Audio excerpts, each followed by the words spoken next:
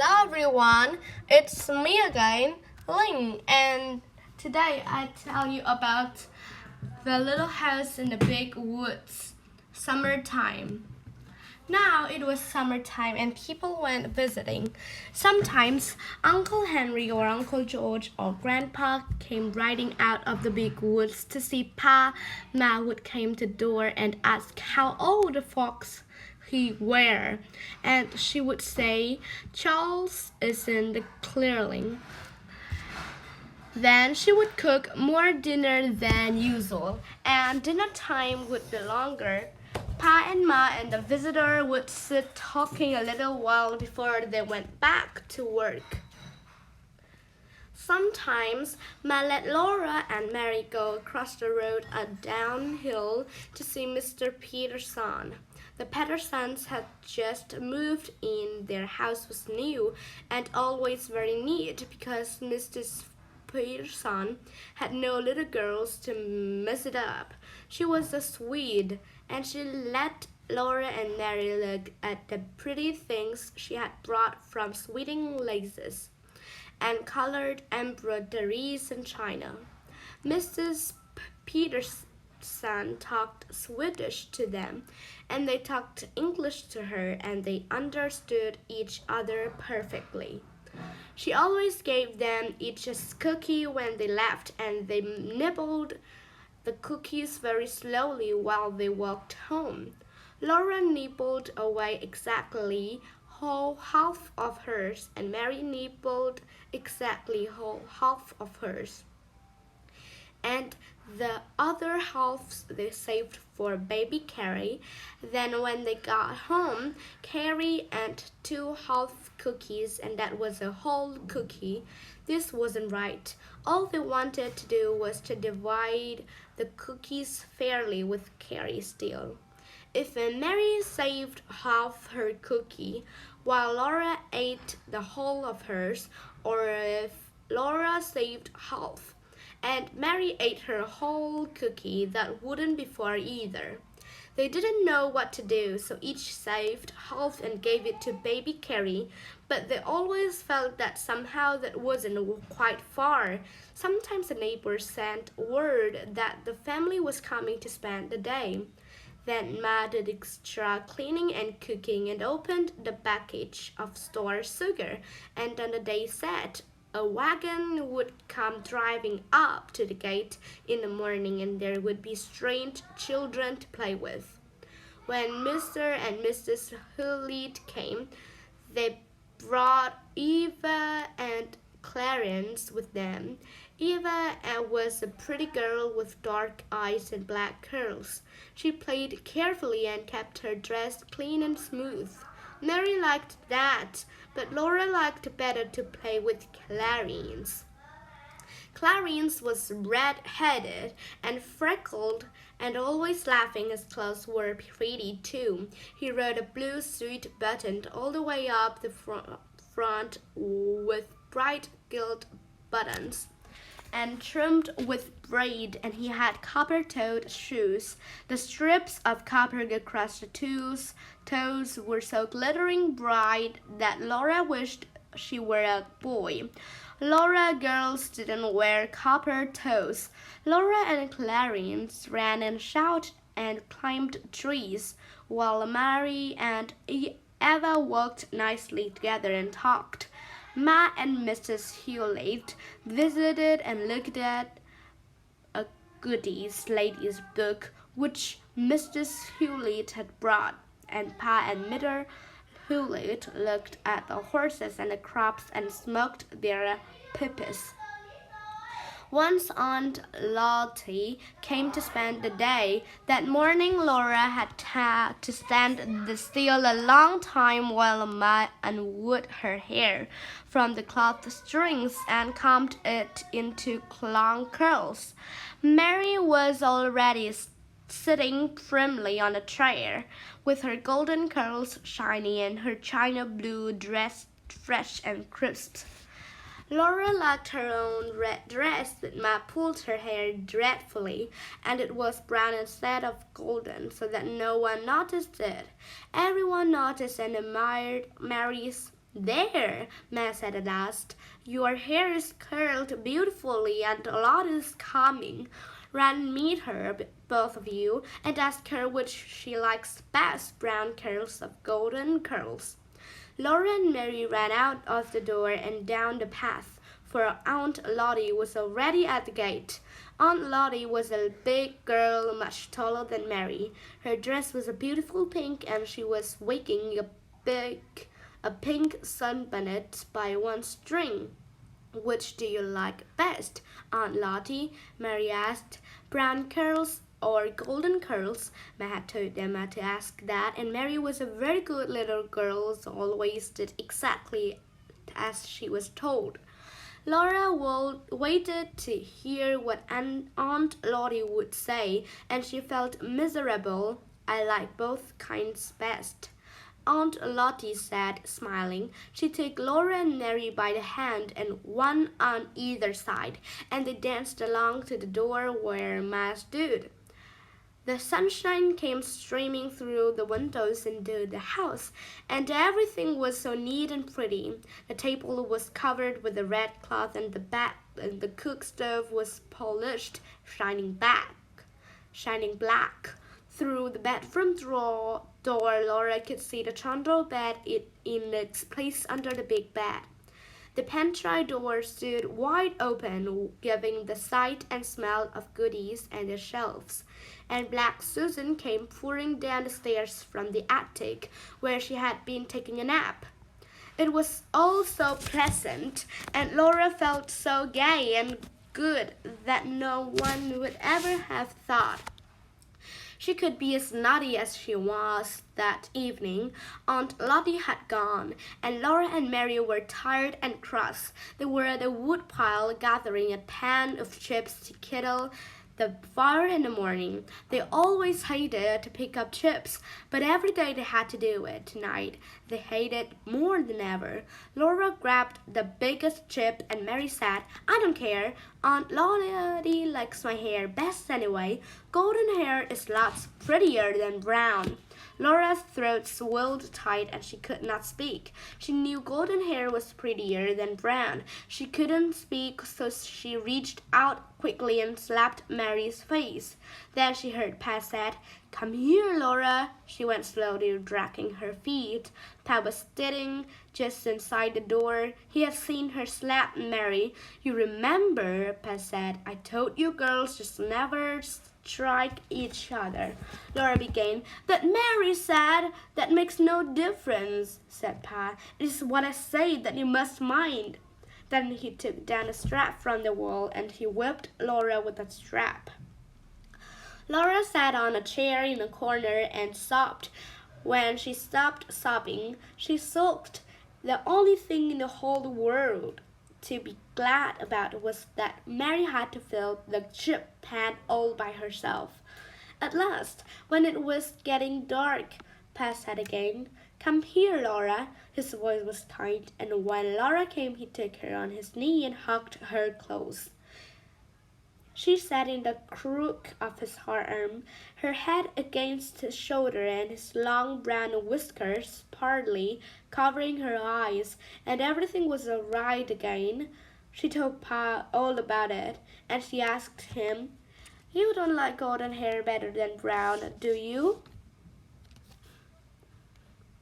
Pa's blue eyes shone down at her, and he said, "Well, Laura, my hair is brown." She had not thought of that. Pa's hair was brown and his whiskers were brown, and she thought brown was a lovely color, but she was glad that Mary had to gather all the chips.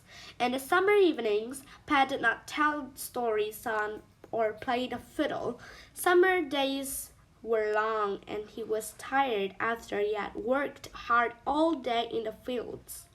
Ma was busy too. Laura and Mary helped her weed the garden, and they helped her feed the calves and the hens. They gathered the eggs and they helped make cheese. When the grass was tall and thick in the woods and the cows were giving plenty of milk, that was the time to make cheese. Somebody must kill a calf, for cheese cannot be made without rennet, and rennet is the lining of the young calf's stomach. The calf must be very young, so that it had never eaten anything but milk. Laura was afraid that Pa must kill one of the little calves in the barn.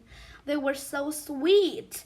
One was fawn-colored and one was red, and their hair was so soft and their large eyes were so wondering.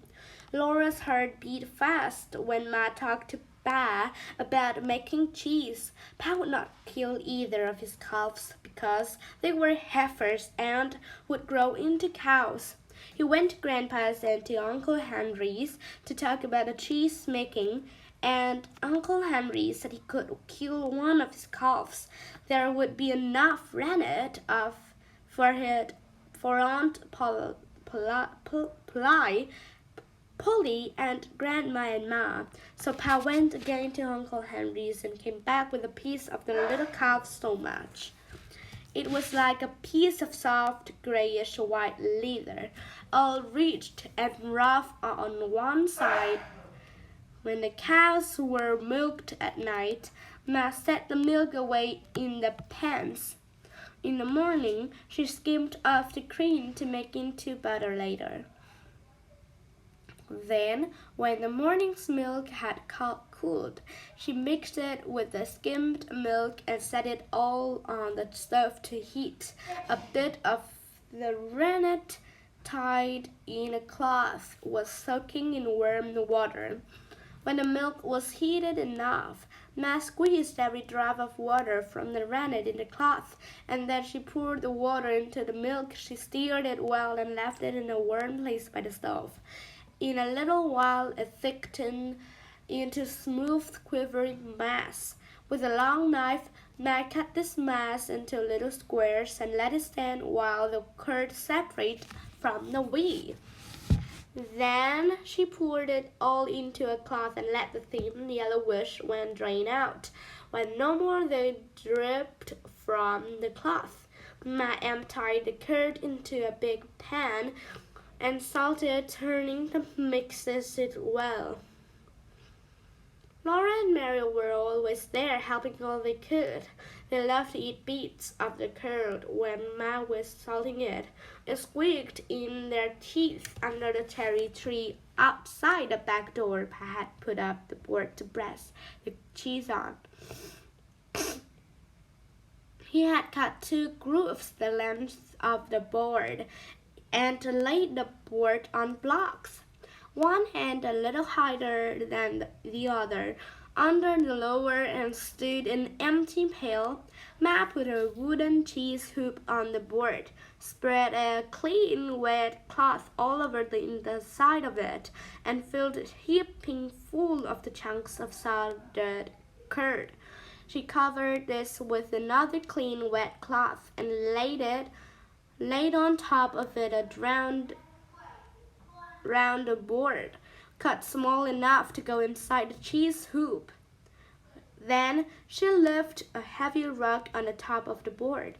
All day long the round board slid slowly under the weight of the rock, and we pieced out and rained down the grooves of the board into the pail. Next morning, Ma would take out of the round pale yellow cheese as large as a milk pan. Then she made more curd and filled the cheese hoop again. Every morning she took the new cheese out of the press and trimmed it smooth. She sewed a cloth tightly around it and rubbed the cloth all over the fresh butter. Then she put the cheese on the shelf in the pantry. Every day she wiped every cheese carefully with a wet cloth, then rubbed it all over the fresh butter once more, and laid it down on its other side. After a great many days, the cheese was ripe, and there was a hard rind all over it. Then Ma wrapped each cheese in a paper and laid it away on the high shelf. There was nothing more to do with it but eat it. Laura and Mary liked cheese making. They liked to eat the curd and the sweet their teeth, and they liked to eat the edges. Ma pared of the big round yellow cheeses to make them smooth before she sewed them up in cloth. Ma laughed at them for eating green cheese. The moon is made of the green cheese, some people say, she told them. The new cheese did look like the round moon when it came up behind the trees, but it was not green, it was yellow like the moon. It's green, Ma said, because it isn't repainted. When it's cured and repainted, it wouldn't be a green cheese. Is the moon really made of green cheese? Laurie asked, and Ma laughed. I think people say that because it looks like a green cheese, she said. But appearances are deceiving. Then, while she wiped all the green cheese and rubbed them with butter, she told them about a day called moon that is like a little world and on which nothing grows. The first day Ma made cheese, Laura tasted the wee. She tasted it without saying anything to Ma, and when Ma turned around and saw her face, Ma laughed at night while she was washing super dishes and Mary Laura were wiping them. Ma told Pa that Laura had tasted the wee and didn't like it. You wouldn't starve to the death on Ma's wee like old Grimm's did on his wife's, Pa said. Laura begged him to tell about old Grimm's, so thought Pa was tired. He took his fiddle out of his box and played and sang for Laura. Old Grimm's is dead. That good old man, we ne'er shall see him before more. He used to wear an old grey coat, all buttoned down before. Old Grimm's wife made skim milk cheese. Old Grimm's, he drank the wee. Then came an east wind from the west and blew old Grimm's away. There you have it, said Pa. She was a mean, tight-fisted woman if she hadn't skimmed all the milk. A little cream would have run off the wee, and old Grimm's might have staggered along, but she skimmed off a very big of cream, and poor old Grimm's got so thin the wind blew him away, plumb starved to death. Then Pa looked at Ma and said, Nobody starved to death when you were around, Caroline. Well, no, Ma said. No, Charles, not if you were there to provide for us. Pa was pleased. It was all so pleasant, the doors and windows wide open to the summer evening, the dishes making little cheerful sounds together as Ma washed them and Mary and Laura wiped, and Pa putting away to the fiddle and smiling and whistling softly to himself. After a while, he said, I'm going over to Henry's tomorrow morning, Caroline, to borrow his grubbing hoe. Those sprouts are getting waist high. Around the stumps on the wheat field, a man just has to keep everlasting at it. On the woods, take back the place. Early next morning, he started to walk to Uncle Henry's, but before long he came hurrying back. He hitched the horses to the wagon, threw in an axe, the 2 wash tubs, the wash boiler, and all the pails and wooden buckets there were. I don't know it, I'll need 'em all, Caroline, he said, but I'd hate to want 'em and not have 'em. Oh, what is it? What is it? Laura asked, jumping up and down with excitement. Pa found a tree of bees, Ma said. Maybe he'd bring us some money.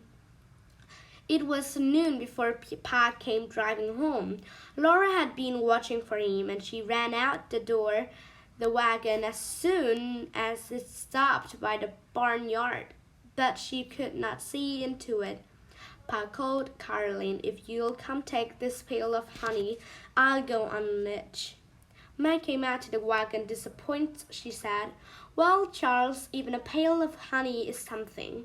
Then she looked into the wagon and threw up her hands. Pa laughed. All the pails and buckets were happing full of dripping golden honeycomb. Both tubs were filled full, and so was the wash boiler. Pa and Ma went back and forth, carrying the 2 load tubs and the wash boiler and all the buckets and pails into the house. Ma heaped a plate high with the golden pieces and covered all the rest neatly with cloths. For dinner, they all had as much of the delicious honey as they could eat, and Pa told them how he found the bee tree. I didn't take my gun, he said, because I was hunting, and now this summer there wasn't much danger of meeting trouble. Panthers and bears are so fat this time of year that they're lazy and good-natured. Well, I took a shortcut through the woods and I nearly ran into a big bear came around a clump of underbrush. And there he was, not as far from me as across this room.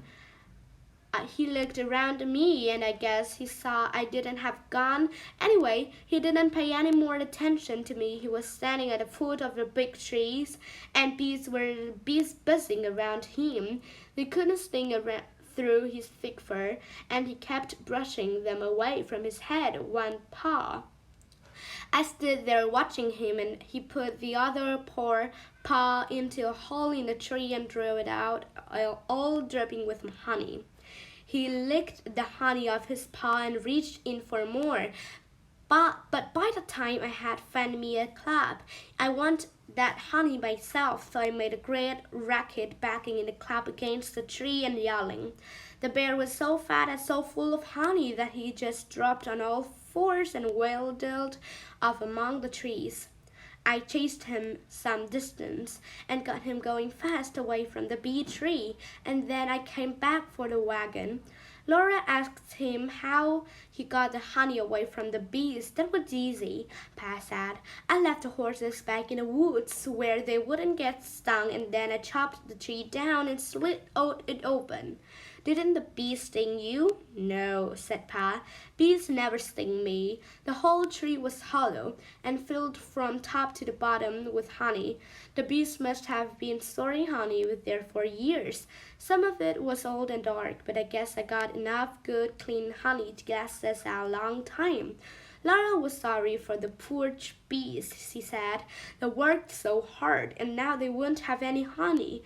But Pa said there was lots of honey left for the bees, and there was another large hollow tree nearby into which they could move. He said it was time they had a clean new home. They would take the old honey he had left in the old tree, make it into fresh new honey, and store it in their new house. They would save every drop of the smiled honey and put it away, and they would have plenty of honey again long before winter came. Goodbye, and this is